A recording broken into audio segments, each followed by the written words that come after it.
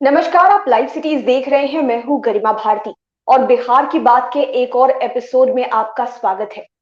हमारे साथ senior journalist Dnyaneshwar मौजूद हैं। एक बार फिर से हम बिहार के असल मुद्दे पर चर्चा करने जा रहे हैं, यानी कि यहाँ की शिक्षा दीक्षा से जुड़ी हुई बात अभी भी यूपीएससी पर ही अटकी हुई है। क्योंकि यूपीएससी का जब रिजल्ट आया तो यहाँ पर रहने वाले करोड़ों बिहारियों का सीना चौड़ा हो गया कि शुभम कुमार ने पूरे देश में झंडा गाड़ दिया। और मैं जब ये देखती हूँ कि इंटरव्यू में मात्र 176 नंबर उन्हें आए हैं, जो कि टॉप 10 में आने वाले सभी लोगों में से कम है, मुझे बहुत चीज मतलब ये चीजें जो है वो सोचने पर मजबूर करती है कि बिहारी इतने ज्यादा इंट्रोवर्ट तो नहीं है कि बोल ना पाए, इंटरव्यू में अच्छे से परफॉर्म ना कर पाए। आपका क्या कहना है कि क्या कारण रहा होगा? गरिमा जी, आपने जो मुद्दा छेड़ा है और बिहार की शिक्षा व्यवस्था के मुद्दे पर हम लगातार बने हुए हैं, ये अच्छी बात है। जी। देखिए, शुभम ने टॉप किया है, शुभम बधाई के पात्र हैं। बिल्कुल। जो बात है इंट्रोवर्ट और एक्सट्रोवर्ट का, अंतर्मुखी और बाह्यमुखी का, तो देखिए ये हमारे आभा मंडल और हमारे आसपास की दुनिया कैसी है उससे भी प्रभावित होता है।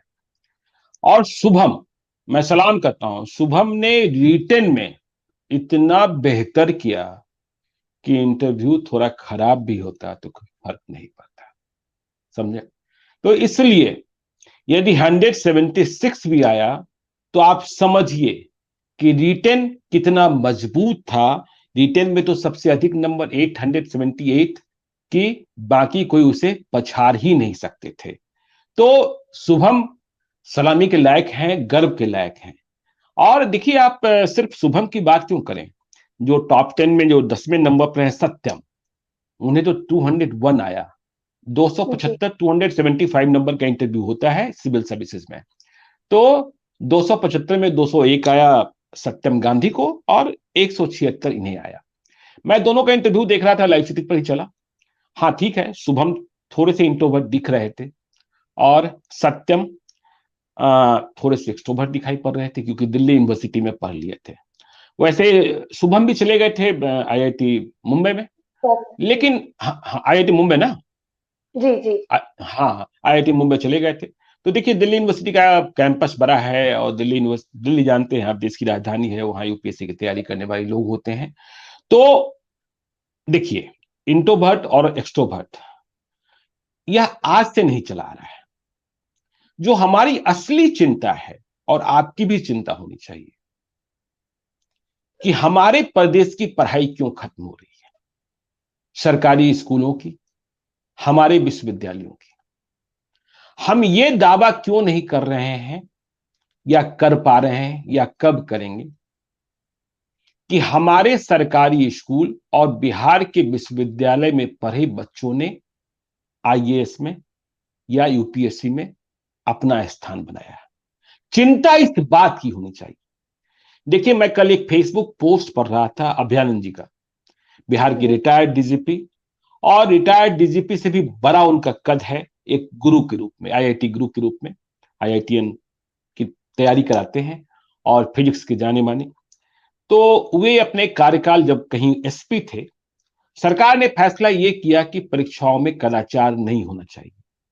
तो एसपी और डीएम का फर्ज बनता है कि सरकार ने जब फैसला कर लिया तो परीक्षाओं में कराई हो। तो जब वे इसकी तैयारी के लिए निकले तो छात्र मिल गए।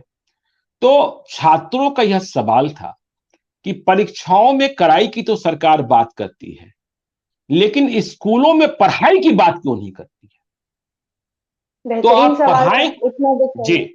जी, आप पढ़ाएंगे नहीं और कहेंगे परीक्षा में नकल रोकेंगे। यदि पढ़ाई नहीं होगी तो कड़ाई भी नहीं हो सकती है। अभ्यानंद जी ने लिखा कि मैं ऐसे ही एक बार किसी स्कूल में चला गया और फिर मैं लेबोरेटरी में चला गया, लड़के थे, तैयारी भी थी। उस जमाने में लेबोरेटरी संपन्न हुआ करते थे सरकारी स्कूलों के भी, लेकिन शिक्षक नहीं थे। जो बच्चे थे पढ़ने को तैयार थे, लेकिन पढ़ाने वाले शिक्षक गायब थे। तो एसपी ने अपनी गाड़ी भेजकर शिक्षक को घर से बुलवाया कि चलिए बच्चे आपका इंतजार कर रहे हैं।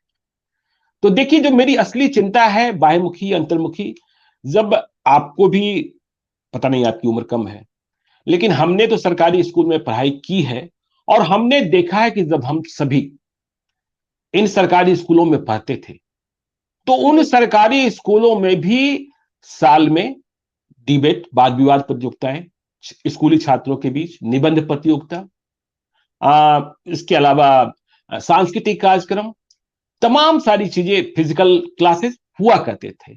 लेकिन आज सारी बातें खत्म हो गई और पटना यूनिवर्सिटी के ही छात्र यदि आपको यूपीएससी की लिस्ट में नहीं मिल रहे हैं तो फिर कहां मिलेंगे। बात आपने करी इंटरव्यू में नंबर्स की, तो देखिए आज 275 नंबर के इंटरव्यू होते हैं, जिनमें 176 आया शुभम को और 201 आया सत्यम को। हम बिहार की बात कर रहे हैं। लेकिन यदि आप लेट 50s में आपको ले चले, मैं अभी से कुछ देर पहले विकास वैभव जो बिहार में आईजी हैं, स्पेशल सेक्रेटरी हैं होम के, उनसे बात कर रहा था। उनके जमाने में 300 नंबर का इंटरव्यू हुआ करता था। लेकिन उसके पहले भी जो मैं पढ़ता रहता हूं, मैं आपको लेट 50s की बात करता हूं, 1950। देखिए 1958 बैच में आईएएस बने, आईएएस भी नहीं, आईएफएस बने। उस समय इंडियन फॉरेन सर्विस सबसे बड़ी सर्विस मानी जाती थी, सिविल सर्विसेज के माध्यम से ही। एडमिनिस्ट्रेशन से बड़ा उसे माना जाता है। हाँ तब, ठीक है ना। और पटना यूनिवर्सिटी का जलवा क्या था यह आप समझिए। सैयद शहाबुद्दीन नाम आपने सुना होगा, कंफ्यूजन में मत पड़िए, हम सिवान वाले शहाबुद्दीन की बात नहीं कर रहे हैं। तो सैयद शहाबुद्दीन पटना यूनिवर्सिटी के स्टूडेंट थे। बीएन कॉलेज से शायद उन्होंने 1955 में फिजिक्स से ऑनर्स किया था और बाद में एलएलएम भी कर गए थे। 1957 में उन्होंने सिविल सर्विसेज की परीक्षा में अपनी परीक्षा दी और जब रिजल्ट आया 1958 में, तो 1958 या 1959 बैच के हैं, थोड़ा सा मैं कंफ्यूज हूं। तो आपको पता है सैयद शहाबुद्दीन जिस इंटरव्यू की बात कर रहे हैं, उन्हें तब 400 नंबर के इंटरव्यू होते थे। 400 नंबर में से 360 मिले थे, मात्र 40 का। जी जी जी जी। और ये बिहारी छात्र का डंका था, वे ऑल इंडिया रैंक 2 थे। बड़ी बात जो नोट करनी चाहिए कि केवल बिहारी नहीं, बिहार से पढ़ा हुआ, बिहार की धरती बिहार से पढ़ा हुआ, पढ़ा। पटना यूनिवर्सिटी से। गया में जन्म हुआ था उनका, गया के रहने वाले थे, रांची में जन्म हुआ था। तो 400 में से 360 नंबर। सैयद शहाबुद्दीन की जब हम चर्चा कर रहे हैं, फिर से हम कह दे रहे हैं, सिवान वाले शहाबुद्दीन मत समझिएगा, ये वो हैं जो आईएफएस बने, बाद में उन्होंने नौकरी भी छोड़ी, मेंबर ऑफ पार्लियामेंट भी बने, शाहबानो का मुकदमा भी लड़ा, बाबरी मस्जिद एक्शन कमेटी में भी शामिल रहे। इनका निधन 2017 में हुआ है। तो कुछ इंटरेस्टिंग बातें आपको और बताते हैं कि देखिए बिहार के लड़के कितने इंट्रोवर्ट होते थे। और ये जब आईएएस बने थे तो इनकी उम्र, आईएफएस बने थे तब इनकी उम्र 23 साल थी, मात्र 23rd ईयर। पहली बार में तो ये सफल हो गए थे कि आईएफएस तो बन गए, सिविल सर्विसेज में सेकंड रैंक था, लेकिन इनकी नियुक्ति नहीं हो रही थी। अब क्यों नहीं हो रही? सेकंड रैंक था तो नियुक्ति में क्या दिक्कत आ गई? ये मत करिएगा कि मुसलमान थे इसलिए नहीं हो रहा था। बहुत सारे लोग नहीं, मेरा सवाल जो लोग HMQ में फंसे रहते हैं, हिंदू मुस्लिम क्वेश्चन में, ठीक है ना। तो देखिए बड़ा इंटरेस्टिंग है। और पटना विश्वविद्यालय की प्रतिभा क्या थी, पटना विश्वविद्यालय का आभा मंडल क्या था। तो हुआ यह था गरिमा जी कि पटना विश्वविद्यालय में बीएन कॉलेज के छात्रों ने, 1955 की बात है, कि एक बस ड्राइवर के खिलाफ, जो स्कूल कॉलेज में यूनिवर्सिटी में जो बस की व्यवस्था थी, उनके खिलाफ आंदोलन किया था। छात्रों का आंदोलन चलता रहता है। तो आंदोलन हुआ और आंदोलन से निपटने के लिए पुलिस पहुंच गई। पुलिस ने फायरिंग कर दी, जिसमें एक छात्र मारा गया। तो इसके बाद तो ये आंदोलन, छात्रों का आंदोलन बहुत ही तेज हो गया।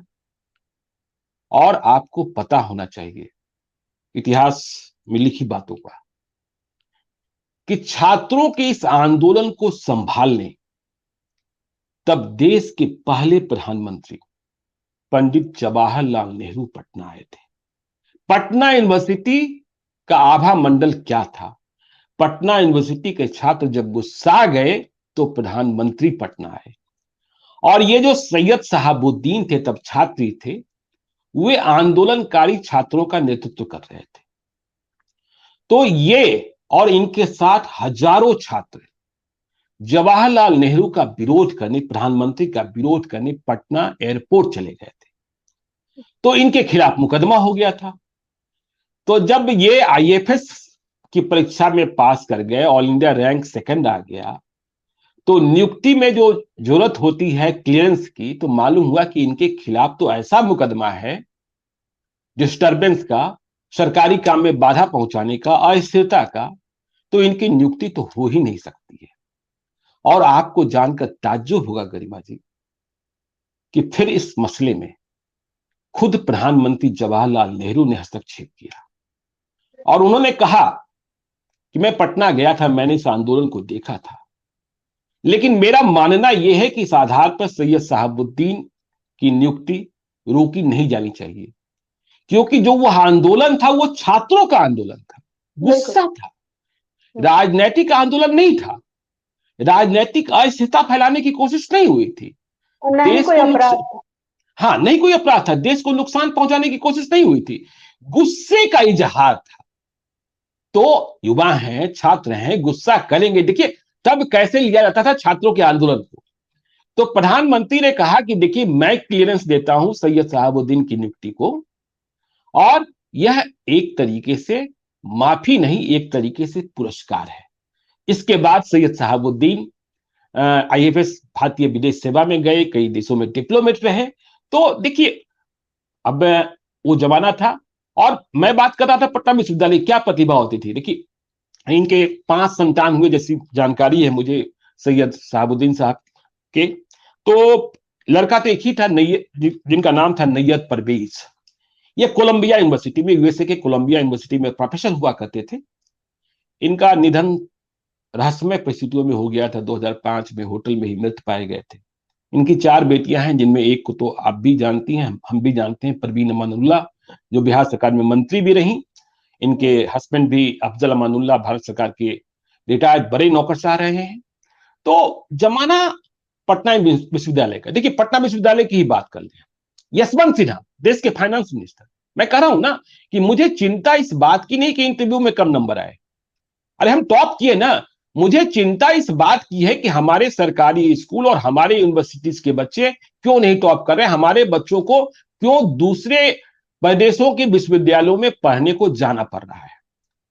हमारी पहचान ये तो नहीं थी, हमारा डंका तो देश भर में बजता था, दुनिया के लोग लोहा मानते थे। यशवंत सिन्हा की बात आपको हम बताते हैं। यशवंत सिन्हा देश के फाइनेंस मिनिस्टर बने, ये भी लेट 50s की बात है। वे 1960 बैच के, 1960 बैच के आईएएस थे। तो 1959 में परीक्षा में शामिल हुए थे। यशवंत सिन्हा के जो दादा थे, ग्रैंडफादर, वे रईस थे, लेकिन पिताजी बीमार हुए तो फिर आर्थिक स्थिति पैदा हुई और मुसीबत के दिन भी आए। यशवंत सिन्हा के पिता के 9 संतान थे और ये 9वें थे। तो पिता ने, हाँ सबसे छोटे, पिता ने कोशिश की थी कि मेरा बेटा कोई ना कोई आईएएस तो बने। तो 8 तो नहीं बन पाए, दूसरी सेवाओं में गए। अंतिम उम्मीद यशवंत सिन्हा से ही थी। यशवंत सिन्हा भी पटना विश्वविद्यालय के छात्र, इन्होंने हिस्ट्री से ऑनर्स किया था और बाद में पॉलिटिकल साइंस से इन्होंने पीजी किया था। हाँ, पॉलिटिकल साइंस से पीजी किया था। तो ये परीक्षा में शामिल हुए, यूपीएससी की परीक्षा में, और इनके पिताजी देहरादून में रह रहे थे। तो यशवंत सिन्हा ने कभी बताया है कि देखिए, और इस बात को आप समझिएगा गरिमा जी कि बिहारी छात्र कॉन्फिडेंट कितने होते हैं। शुभम ने कॉन्फिडेंस से जीता, सत्यम गांधी ने तो पहली बार में ही परचम लहरा दिया कि बिहारी छात्र कॉन्फिडेंट कितने होते हैं। तो यशवंत सिन्हा का रिटेन बहुत अच्छा गया था, 400 नंबर का इंटरव्यू था, और जब वे इंटरव्यू देने पहुंचे थे तो कॉन्फिडेंस से भरे हुए थे और उन्हें लगता था कि मैं अपने पिता का सपना पूरा करूंगा। तो धौलपुर हाउस में इंटरव्यू होना था। वहां इंटरव्यू के लिए उस दिन 10 लोग बुलाए गए थे। तो जब ये इंटरव्यू देने गए यशवंत सिन्हा, तो देखिए किस्मत खराब होती है या क्या होता है, लेकिन कॉन्फिडेंस लेवल आपका कम नहीं होना चाहिए। यशवंत सिन्हा ने पहले ही सवाल का जवाब गलत दे दिया। पहला सवाल पहली राउंड टेबल के बारे में पूछा गया था और इन्होंने किंग ऑर्थर की जगह किंग जॉन बता दिया था। यह समझ गए थे कि मेरा जवाब गलत हो गया है, लेकिन कॉन्फिडेंस को टूटने नहीं दिया था। और जब ये बाहर निकले तो वहां एक और भी इंटरव्यू देने के लिए बैठे थे, जिनका नाम था मूसा रजा। मतलब आपको मैंने बताया कि 10 लोग गए थे, तो मूसा रजा बैठे थे। तो ये जाते समय मूसा रजा को बोले कि मूसा, मतलब पहचान नहीं थी, वही पहचान हुई थी। तो उन्होंने कहा मूसा रजा को कि चलो मिलते हैं मंसूरी में। आपको पता है मसूरी। कि जो, हाँ आपको पता है कि मंसूरी में ट्रेनिंग होती है। तो जब रिजल्ट आया, रिजल्ट के दिन की बात यशवंत सिन्हा ने बताया था कि देहरादून में हम लोग रहते थे, और देहरादून में अंग्रेजी अखबार एक दिन विलंब से आता था। तब रिजल्ट अखबारों में ही छपता था। तो पिताजी अखबार लेकर आए।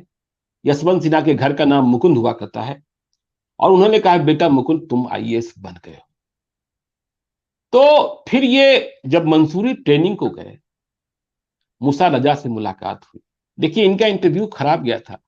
और आपको पता है, मैंने बताया ना कि सैयद साहबुद्दीन को 400 में से 360 नंबर आए थे, 360। और यशवंत सिन्हा को इन 400 नंबरों में से मात्र 140, 140 नंबर आए थे, 35%।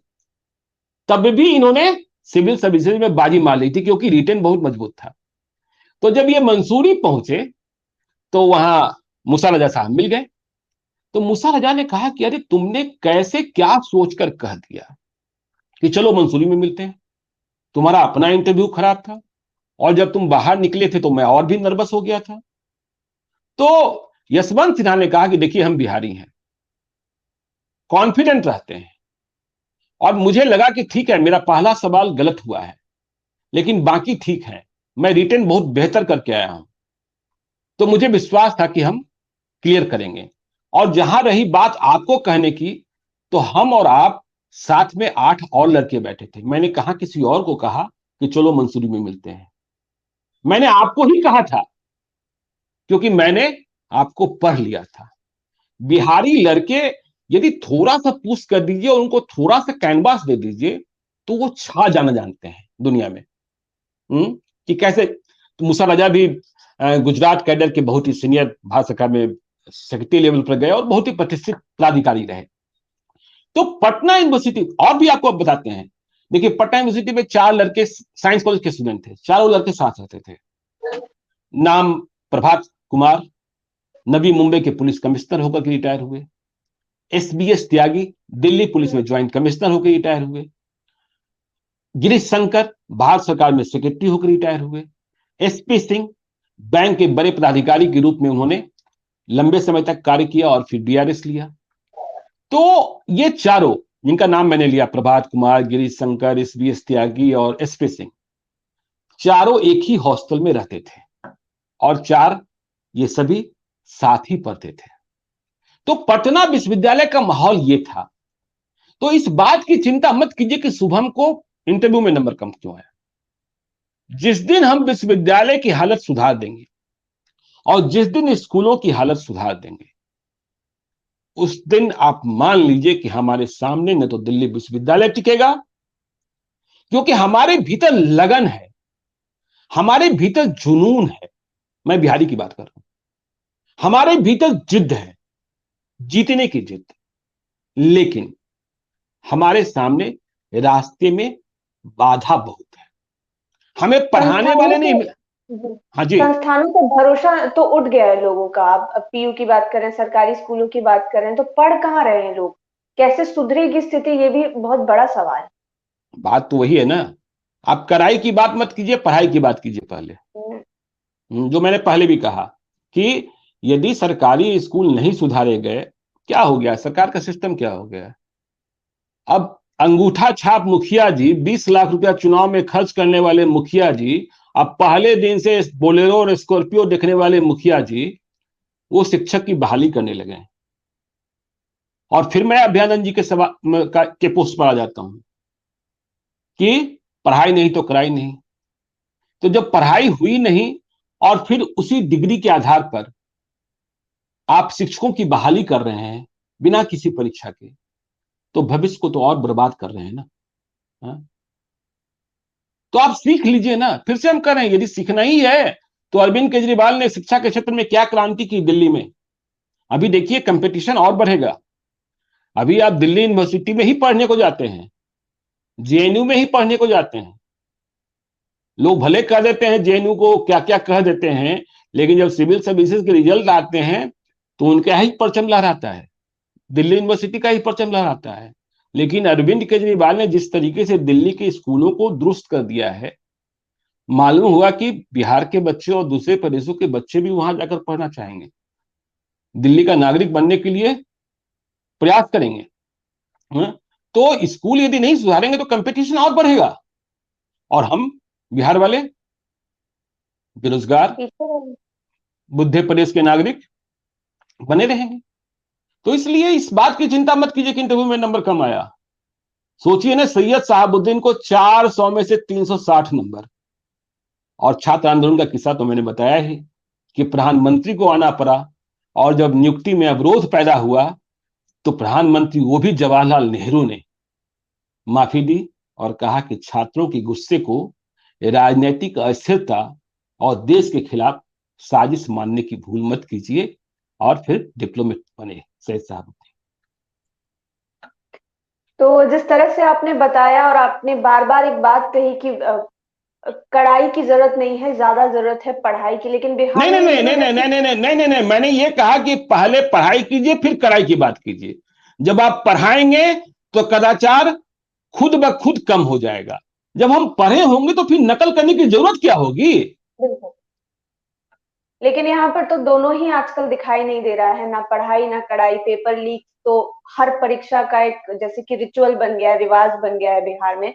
और स्कूलों की स्थिति क्या है इस विषय में हम लगातार चर्चा करें, हम आगे भी कोशिश करेंगे कि इस पर और ज्यादा प्रकाश डालने की कोशिश करें। लेकिन आज आपने जाना कि बिहारियों का कॉन्फिडेंस जो होता है वो उनके लिए कितनी बड़ी ताकत होती है, कैसे अलग अलग आईएएस अधिकारियों आईएफएस अधिकारियों की कहानी अभी आपने सुनी। यशवंत सिन्हा को कम नंबर आने के बाद भी वो कैसे यूपीएससी को जीत गए, उन्होंने जीत हासिल कर ली। तो बिहारियों में कॉन्फिडेंस लेवल की कोई कमी नहीं है, सहयोग की बहुत ज्यादा जरूरत है, पुश करने की बहुत ज्यादा जरूरत है।